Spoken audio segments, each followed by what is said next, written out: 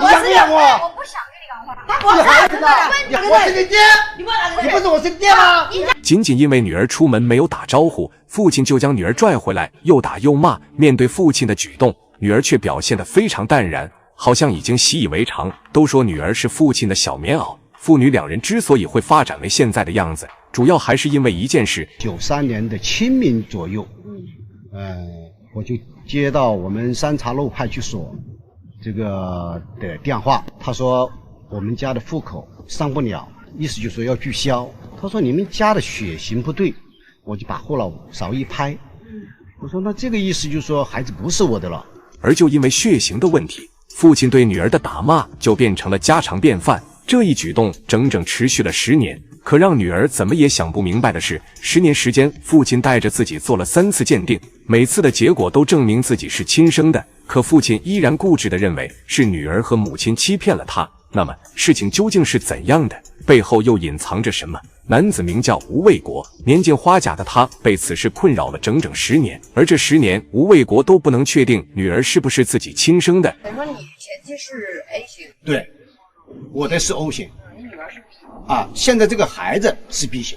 这件事情就变成了吴卫国心里的一根刺，特别是在离婚之后，女儿对他的态度也越来越冷淡，甚至有时候会发一些短信重伤自己，这让吴卫国坚定了自己心中的猜疑。为了将事情弄清楚，吴卫国带着记者找到了前妻娄小平。当娄小平看到吴卫国后，就对着记者抱怨了起来。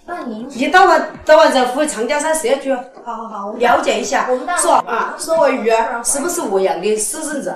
他这么多年，他到外面出差参与的生子插座，找我离婚。我27岁就离婚了的，现在28了哈的，他又没管过，就是我跟着我的那么多年，他有工作我没工作。原来在女儿17的时候，两人就已经离婚了。而女儿判给吴卫国之后，吴卫国却不管不顾，还组建了自己的新家庭。无奈之下，女儿只能跟着没有工作的娄小平生活。本来离婚后都相安无事，可这几年吴卫国却又因为此事闹得鸡犬不宁。他出个17、18年，没有我给一分管一个给分钱。我跟你分钱，我还给你负责。女儿你要负责噻。我凭我的负责。是你的女儿。是我的女儿，我是学习不懂啊。哪么学不能？而吴卫国当初就因为质疑女儿的身世，将他们告上了法庭。他还到外面的其中还要得劳财产的，就给他。他到桃园修了一个房子。为此，父女两人还做了亲子鉴定。而娄小平拿出当时的鉴定报告，报告上显示吴卫国就是女儿的生物学父亲。在房屋的墙上也发现了吴卫国女儿的照片。通过照片，记者发现女儿无论是神态和五官都和吴卫国十分相似。娄小平表示，离婚之后的前几年，吴卫国一直都没有再提及女儿的身世，而最近却频繁找事让做亲子鉴定。为了打消吴卫国的疑虑，娄小平带着女儿前后和他做了3次鉴定，每次的鉴定结果都是一样的。可吴卫国依旧不相信，在他看来，吴卫国是另有目的。既然做过亲子鉴定，上面结果是支持你是他父亲的了。跟别人安排过，别人的儿女的话，你滚蛋，跟他爸爸跟他的儿女给门面买房子买车，他给我的女儿绝分钱了里面。在我的结婚的时候，大楼小楼，他安排了里面。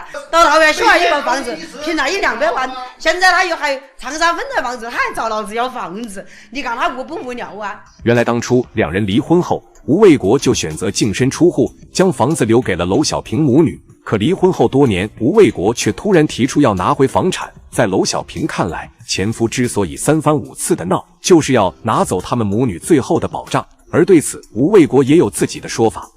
我是82年正月初8结，那一年的正月初8是2月1号，而这个孩子出生是9月2号，结婚到生孩子整整7个月，生出来呢是6斤4两，如果是早产的话，不应该有6斤4两。为了了解更多的真相，记者也对附近的邻居进行了走访。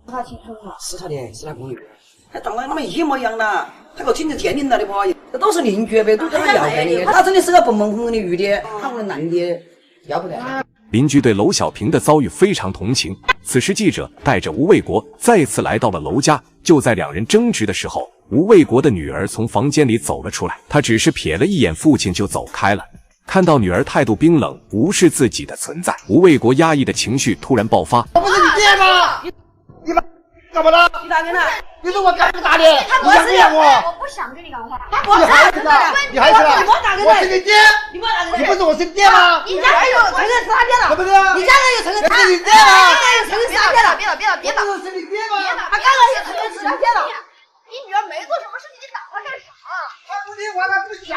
而对于父亲的态度，女儿娄婷婷却表情平淡，习以为常。记者将吴卫国劝开之后，娄婷婷也向记者哭诉了起来。爸就经常打我妈妈，就踩在地板，这里有个地板都是坏的，就是他沉到地下把他打的。然后我经常躲在门后面看。娄婷婷表示，小时候记忆中的父亲就脾气暴躁，时常对母亲非打即骂，地板上的坑全部是父亲发泄情绪的证据。这在娄婷婷心里留下了不可磨灭的阴影。父母离婚后，因为父亲的不管不顾，自己也只能跟着母亲生活。结婚5、6年了都没有怎么跟我说话呀，打电话慰问一下我呀，就是在拿钱的时候就找我。而娄婷婷表示，自己从没有感受过父爱，这么多年，父亲也仅仅只送过自己一次礼物，就是那个地摊上面1块钱绑发带的那个发，而这唯一一次送的礼物也是有目的的。然后我就绑了，结果他拿了一把剪刀就插我的头发，但是没有插着，然后他用右手就这样使劲逮的。原来父亲剪掉自己的头发撕下去做了亲子鉴定，最终的鉴定结果也可想而知。而在娄婷婷看来，父亲所做的一切都是有目的的。当初父亲选择净身出户，将现有200多平的房子留给了母女。他一直没给我给钱到屋里，没管了，摸的都没管了。他现在还要我的脑车子，原来是到你广运区给为了拜托吧娘娘我，广运区给家产摸的都不要，他现在又回原来了，又要家产了。女人现在是他的现任妻子，所以他而且又为他生了一个男孩，所以我爸爸是那种骨子里面很重男轻女的。